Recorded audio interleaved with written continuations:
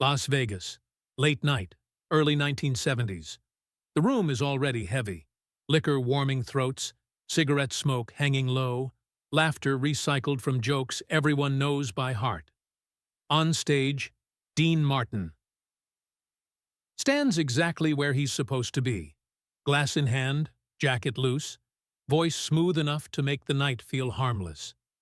The orchestra plays softly, almost carefully, as if it knows better than to compete with him. Then something moves behind the curtain. No announcement, no cue, no permission. A figure steps into the light. The audience recognizes the silhouette before the mind catches up. Jerry Lewis. Laughter explodes on instinct. Loud, grateful, nostalgic. This is how it's supposed to go. This is the story people want. But the stage tells a different one. Dean Martin doesn't smile. He doesn't reach for a joke. He doesn't look relieved, surprised, or amused. He keeps singing. 2 seconds pass, then 3. The orchestra continues, uncertain, committed to momentum, until Dean slowly raises his hand.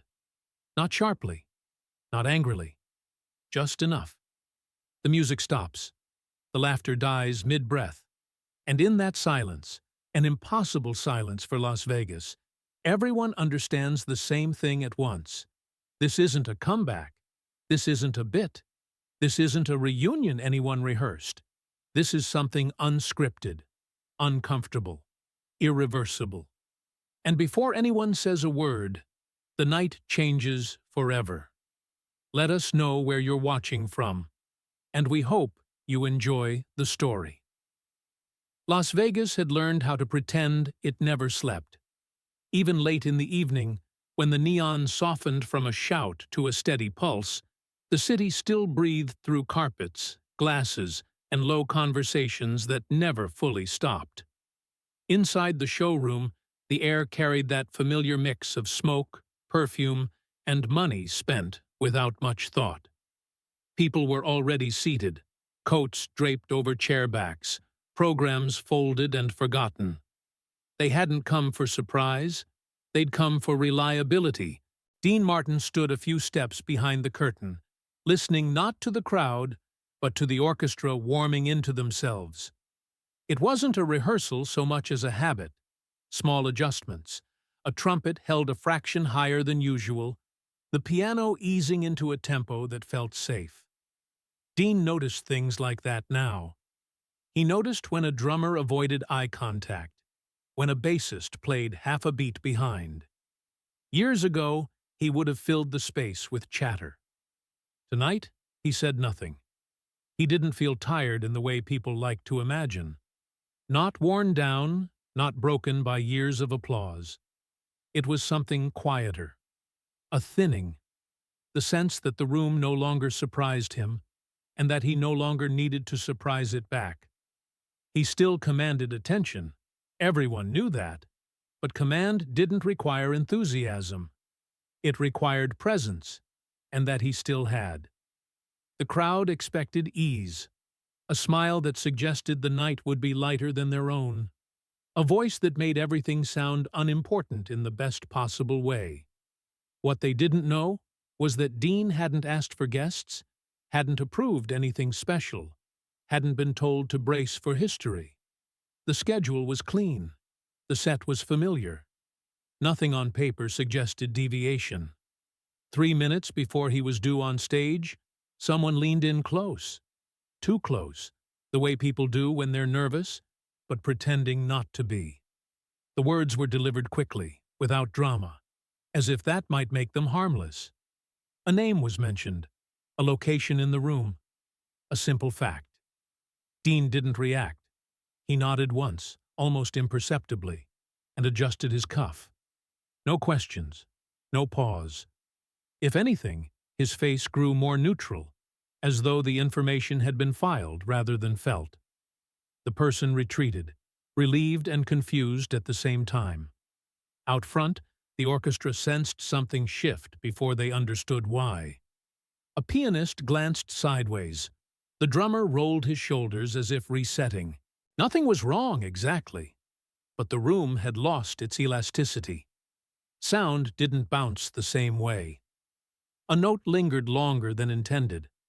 A horn came in just a breath late. Tiny errors, invisible to the audience, unmistakable to those who lived by timing. When Dean finally stepped into the light, the applause arrived on instinct. It always did. He acknowledged it with a nod that was polite rather than playful, and for a moment the room recalibrated around that difference. His posture was straight, his movements economical. He scanned the darkness beyond the footlights, not searching, not avoiding, just looking. His first line landed cleanly, but without flourish. The voice was steady, lower than usual, measured. He let the words sit before continuing, allowing a pause that felt intentional rather than charming. A few people leaned forward, uncertain why they were paying closer attention than they'd planned to. From the outside, it still looked like control. From the inside, it was restraint. Dean didn't acknowledge the knowledge he carried. He didn't offer a hint, didn't change the order of the evening. Yet something in his timing told the truth. He took longer between phrases. He held notes not to impress, but to occupy space.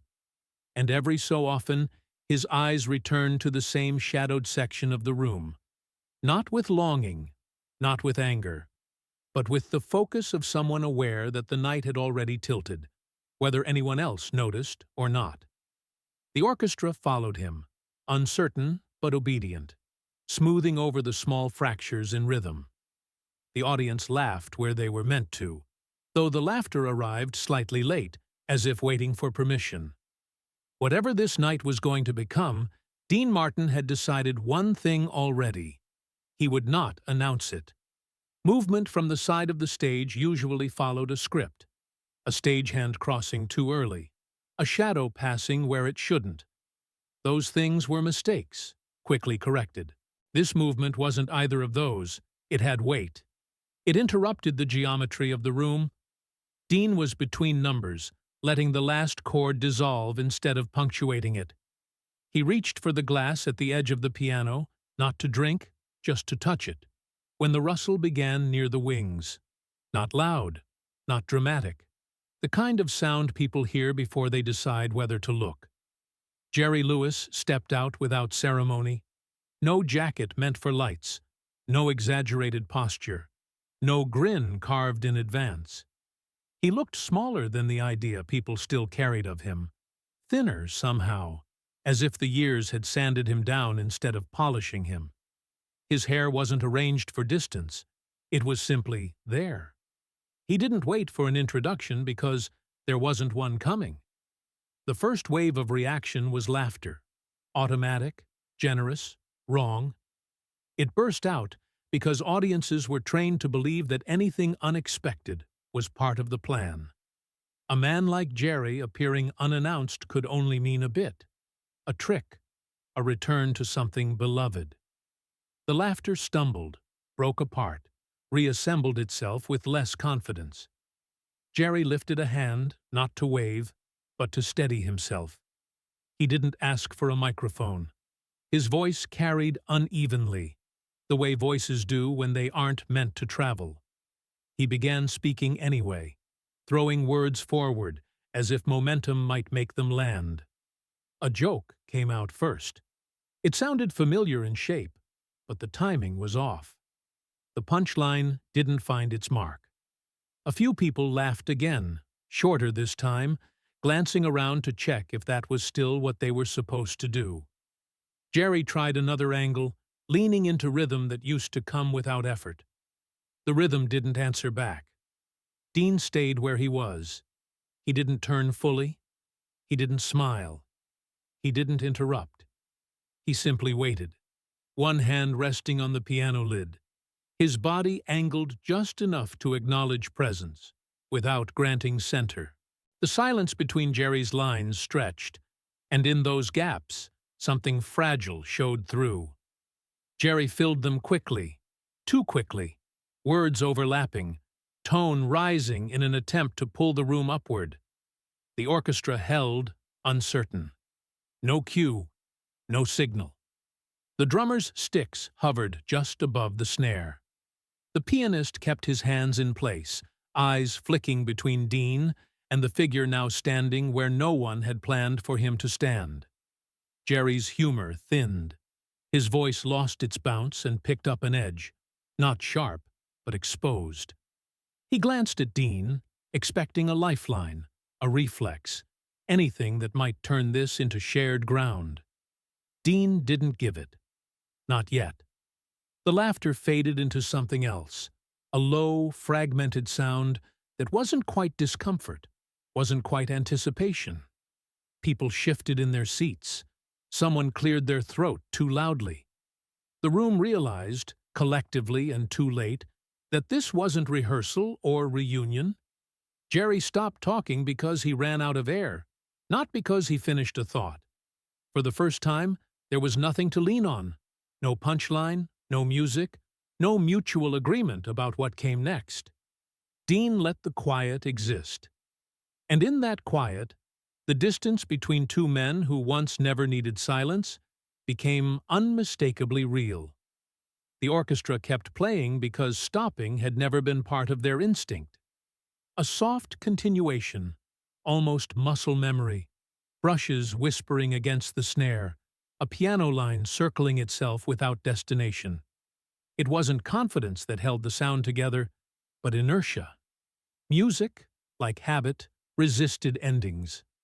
Dean lifted his hand, not sharply, not high enough to be theatrical, just enough.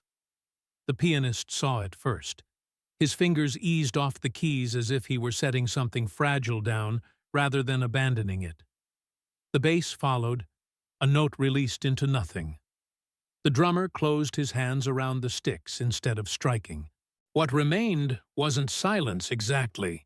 It was the echo of something carefully concluded, like a lid lowered until it touched, but didn't slam. The room felt it immediately, not as shock, but as pressure. A physical awareness of air that no longer carried sound. Dean didn't turn toward Jerry. That was the first fracture in expectation. Every instinct in the audience leaned toward confrontation, toward a moment that would resolve itself by eye contact, by acknowledgement. Instead, Dean looked past the footlights, into the mass of faces that had come for him alone. His expression didn't harden. It settled. When he spoke, it wasn't louder than the quiet. It simply occupied it. "Let's all take a breath," he said. Not a command, not a joke. A statement delivered the way one might speak to a room that had wandered too far ahead of itself. He paused again, long enough for the words to land without rippling. Somewhere in the dark, a glass touched a table too quickly. Someone shifted, then stopped moving altogether, as if motion itself might interfere. Dean continued, voice level, unadorned. "This isn't a night for guessing." No reference, no explanation. He still hadn't looked at Jerry, and somehow that made the space between them heavier than any glare could have. Jerry stood with his hands half raised, caught in a posture meant for interruption, now stranded without a purpose. Dean spoke as if time had slowed to meet him. "We're all here," he said, "because we know how to listen." The sentence felt ordinary until it wasn't. Until it became clear that listening was the only thing left to do. For the first time since stepping into the light, Jerry didn't rush to fill the gap. He swallowed, nodded once, unsure whether the nod was meant for Dean or for himself. The audience watched him carefully now, not as an icon, not as an intruder, but as a man suddenly aware that his old tools might not work here. Dean shifted his weight, finally turning just enough that Jerry entered his peripheral vision. Still no direct look. Still no invitation. "I'm not here to revisit anything," Dean said. "Tonight's already happening." The orchestra remained motionless. No one dared anticipate. Jerry opened his mouth, then closed it. The reflex to respond, quick, clever, defensive, hesitated. He waited for Dean to finish, something he hadn't done in decades. Dean let another pause stretch, this one thinner, sharper. The room leaned forward without realizing it. Then he said the thing no one expected him to say. Not a memory, not a boundary. A simple line, spoken almost casually, carrying a weight that didn't belong to the words themselves. Some moments don't belong to who shows up late. The air changed. Jerry froze, recognition flashing across his face before he could stop it. Not hurt, not anger, understanding. And for the first time that night, the silence wasn't empty. It was waiting.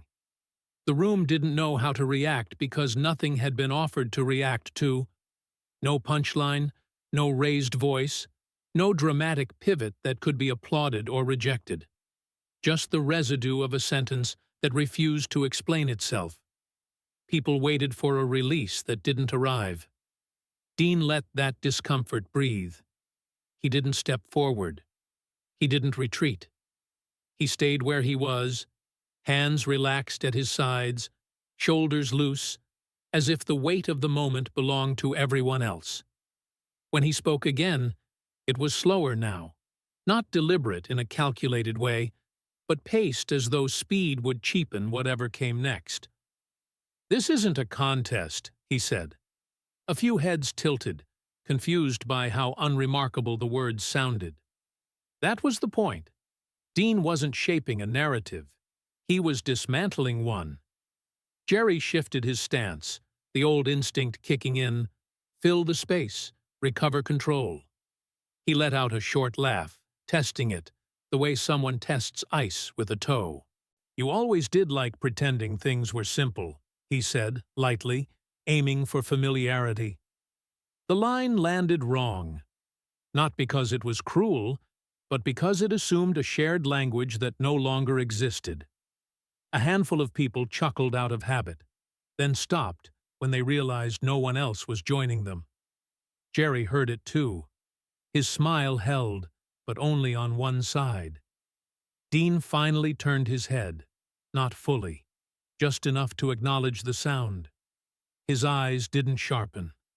They didn't soften either. They recognized. "Only when they were," he replied. It wasn't a comeback. It was an answer. Something passed between them then, too small to name, too specific to explain. Jerry's expression flickered, a brief flash of something old, something private. He laughed again, quieter this time, a sound meant for himself more than the room. No one followed. Dean didn't press. He waited. The pause stretched longer than comfort allowed. Chairs creaked as people adjusted their weight. Someone coughed and immediately seemed to regret it.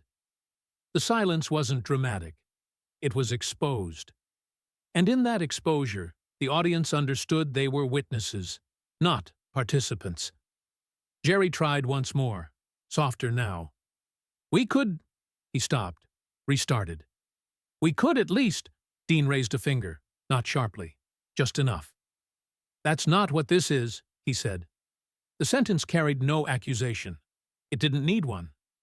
Jerry nodded, slowly, the way people do when they realize they've misunderstood the room. His hands dropped to his sides. The performer posture dissolved, leaving something more ordinary behind. Dean continued, almost conversational. "People remember what they need to. They don't need help from us." The words hit Jerry with delayed force. His mouth opened, closed again. For the first time, he looked unsure of where to stand. Not physically, but within the moment itself. The audience felt it too. This wasn't reconciliation or refusal. It was something less theatrical and far more final. Two paths that no longer intersected, acknowledged without ceremony. Jerry inhaled, then said the thing he hadn't meant to say aloud. A reference, indirect but unmistakable. A reminder of an old decision, an old imbalance. It slipped out without malice, and once spoken, couldn't be retrieved. The room caught it. Dean didn't react immediately, and that delay, just a second longer than expected, made it clear that whatever came next would not be for the crowd's benefit. The words Jerry had let slip didn't echo. They settled. That was worse. They hovered in the space above the footlights, not loud enough to provoke, not sharp enough to wound, but heavy with recognition. A truth adjacent to another truth, close enough to touch, far enough to deny.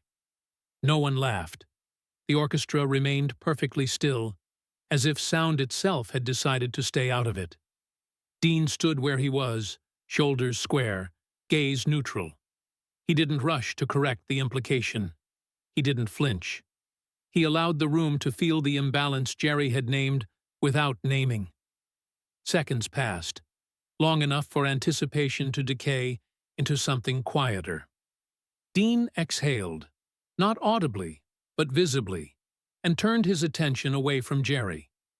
He addressed the audience instead, breaking the invisible line everyone expected him to hold. "There are stories people like better than facts," he said. His voice carried without effort. Calm. Even. Not defensive. He wasn't rebutting anything. He was repositioning it. "They're easier to pass around," he continued. "They don't ask much of anyone." He let that sit, then added, "Facts take responsibility." Jerry shifted his weight. The instinct to respond sparked, then stalled. He looked at Dean's profile, waiting for a cue that never came. This wasn't a duel. There was no opening. Dean nodded once, as if acknowledging something privately resolved. "I've made choices," he said. "I stand by them." No explanation followed. No justification. The admission was complete without elaboration, and precisely because of that, it closed more doors than it opened. He turned now, fully, toward Jerry for the first time that night. Not confrontational, not indulgent, simply present. "This isn't something we settle here," Dean said, "and it's not something you carry alone." The words didn't absolve. They didn't accuse. They drew a boundary that was neither hostile nor flexible. Jerry absorbed it slowly, blinking as if recalibrating. For the first time, he didn't try to reshape the moment. He nodded, once, small. The audience felt the shift. The tension didn't spike. It drained. What remained was clarity. This wasn't reconciliation. This wasn't rejection. It was something rarer. Containment. Dean stepped half a pace back, reclaiming the center without claiming dominance. His posture never changed, but the room adjusted around him, as if recognizing where gravity belonged. Jerry took a breath, opened his mouth, then closed it again. Whatever he had planned, whatever he'd hoped, no longer fit. He didn't look angry. He looked late. And in that realization, something in him softened. He took a step back, not retreating, yielding. The silence that followed wasn't awkward anymore. It was resolved. Dean waited a beat longer, then turned slightly toward the orchestra. Not a cue to play. Yet. Just acknowledgement. Control. Exercised without spectacle. The question now wasn't what would happen between them. It was whether this moment had ever been meant to serve anyone else at all. The room settled into a strange equilibrium. Not relief, not tension, something suspended between the two, like a held note that no longer expected resolution. People didn't whisper. They didn't applaud. They waited, uncertain what kind of ending was still permissible. Jerry stood motionless, arms loose at his sides. The stillness didn't suit him. It never had. Silence had always been something he outran, something he bent into laughter before it could catch him. Now it had caught him anyway. He looked at Dean as if waiting for permission he hadn't realized he was asking for. Dean didn't offer it. Instead, he shifted his weight and glanced toward the orchestra. Not sharply, not as a signal, but as a reminder of where the evening had begun. The musicians straightened without touching their instruments. They were alert now, not tense, ready for instruction that didn't feel urgent. Dean spoke again, his voice lower, practical. "All right," he said. "Let's keep going." The simplicity of it startled the room. No summation, no acknowledgement of what had just unfolded. Just continuation, offered as a decision rather than an escape. People exchanged looks, unsure whether they were being dismissed from something important or invited back into something familiar. Dean turned to Jerry, finally giving him his full attention. Not as a counterpart, but as a guest. "You're welcome to sit," he said. "Anywhere you like." Not a challenge, not a kindness meant to soften a blow. A statement of fact. The stage, without ceremony, had been reclaimed. Jerry hesitated. For a moment, it looked like he might protest, might attempt to reframe the invitation as something shared, something mutual. The impulse rose and passed. He nodded once, the movement restrained, almost formal. "All right," he said quietly. He stepped away from the lights, descending into the aisle without looking back. No one reached for him. No one stood. He found a seat midway back, neither hidden nor exposed, and sat with his hands folded loosely in his lap. A man returned to the audience, not in disgrace, not in triumph. Dean waited until Jerry was seated before turning back toward the band. "Something easy," he said. The pianist nodded, selecting a key without announcing it. The first notes were soft, unassuming. Not an overture, not a memory, just a song that existed without needing context. The rhythm didn't demand attention. It invited it. Dean didn't introduce the number.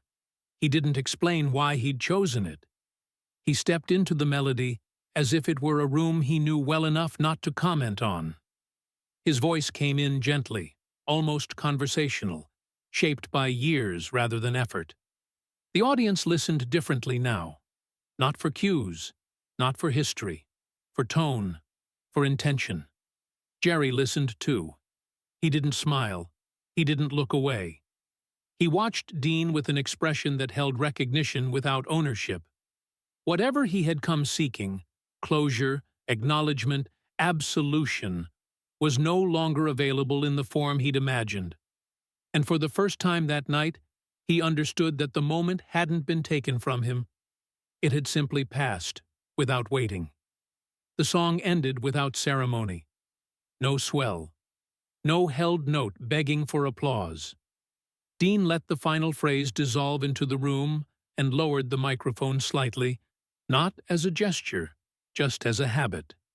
For a moment, nothing followed. Then a few claps appeared, isolated, uncertain, before the rest of the room joined them out of respect rather than excitement. It was appreciation stripped of urgency. Dean acknowledged it with a brief nod. No bow. No return to center stage. He didn't look toward the aisles. He didn't look for anyone.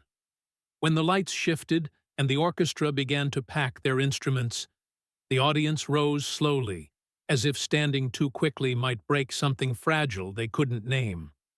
Conversations started in low tones, not about jokes or surprises, but about how quiet the night had become by the end. Jerry stood before most of them did. He didn't wait for recognition. He slipped into the aisle, moving with care, as though aware that attention might follow if he rushed. No one stopped him. No one called out. He reached the exit before the room fully realized he was gone. Backstage, there was no reunion. Dean returned to his dressing room alone. He loosened his tie, sat for a moment without turning on the mirror lights, and listened to the building settle. Footsteps faded. Doors closed. The night moved on to its next version of itself. No one knocked. In the days that followed, people tried to explain what they had seen. Some called it restraint. Others called it cold. A few insisted it was kindness disguised as distance. Newspapers hinted at reconciliation without evidence. Radio hosts speculated about unfinished business. Dean said nothing. He was asked about it once, weeks later, by someone who assumed time had softened the edges. He smiled politely and changed the subject. The story survived anyway.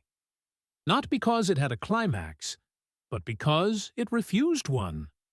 Musicians remembered the way the room sounded when the music stopped. Ushers remembered the way people left without rushing. Those who had come hoping to witness history realized later that they had witnessed something quieter and harder to name. Years passed. The night wasn't remembered as a return. It wasn't framed as forgiveness or defeat. It lived on as a moment when expectation lost its grip, when two lives that had once moved in perfect alignment acknowledged, without argument, that alignment was no longer possible. Dean never referenced it again.